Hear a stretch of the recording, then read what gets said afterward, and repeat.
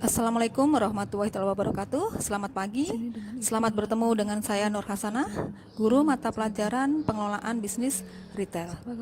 Apa kabar kalian semua hari ini? Semoga selalu dalam keadaan sehat, tetap semangat, walau tetap tinggal di rumah. Pada pertemuan hari ini, kita akan membahas KD yang ke-11, yaitu menerapkan prosedur administrasi bisnis retail. Baiklah, sebelum kita bahas lebih dalam, kita kupas sedikit apa itu administrasi.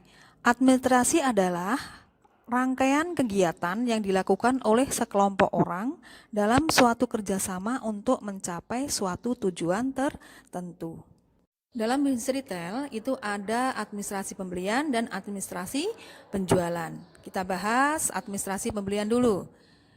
Pembelian kalau di bisnis itu diartikan sebagai proses penemuan sumber dan pemesanan bahan, jasa, dan perlengkapan.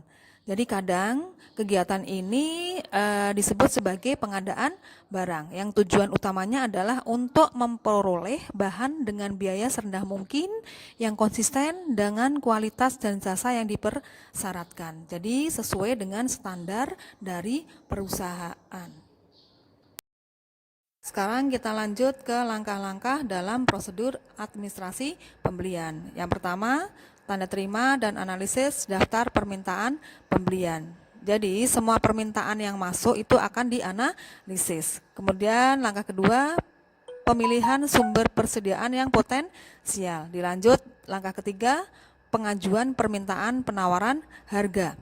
Ya, setelah ditemukan sumber, kemudian akan dikirimkan surat pengajuan permintaan penawaran harga. Langkah keempat yaitu pemilihan sumber yang tepat, dilanjut dengan penetapan harga yang tepat. Ya. Setelah itu langkah keenam, ya, setelah ada kesepakatan antara pemasok dengan perusahaan, itu akan dikeluarkan PO atau purchase order. Yang ketujuh yaitu analisis laporan penerimaan dan persetujuan faktur. Dalam melakukan keputusan pembelian itu didasarkan pada dua pendekatan, yaitu pendekatan pembelian berbeda tergantung kepada apakah barang tersebut bernilai rendah atau tinggi, atau apakah mempunyai dampak besar atau kecil terhadap bisnis. Yang kedua yaitu berdasar nilai produk yang ada, yaitu berdasarkan nilai produknya. Ya, itu ada 4 ya, itu pembelian barang dagangan, itu pasti akan selalu dilakukan oleh retail. Kemudian pembelian berdasarkan biaya, ya, jadi keputusan pembelian itu akan dilihat, ya, kira-kira biaya yang dikeluarkan itu tinggi atau tidak, ya, terutama untuk biaya atau ongkos kirim. Kemudian ada proses tawar-menawar. Yang keempat adalah berdasarkan pada kemitraan, program kemitraan dengan pemasok. Kemitraan ini adalah program kerjasama antara pemasok dengan perusahaan yang berdasarkan perjanjian. Sekarang kita lanjut ke administrasi penjualan. Kalau untuk pengertian penjualan, kalian bisa baca sendiri ya, nggak perlu Ibu jelaskan. Langsung kita bahas tentang aktivitas yang ada dalam bagian penjualan. Yang pertama yaitu menerima pesanan dari pelanggan. Kemudian yang kedua, penegasan pesanan, yaitu setiap pesanan yang masuk itu harus ditegaskan, ya, dikonfirm ulang ke pelanggan sehingga kemungkinan terjadinya resiko itu sangat kecil. Kemudian yang ketiga yaitu pengiriman barang. Yang keempat, pembuatan faktur, ini berkenaan dengan syarat-syarat pembayaran.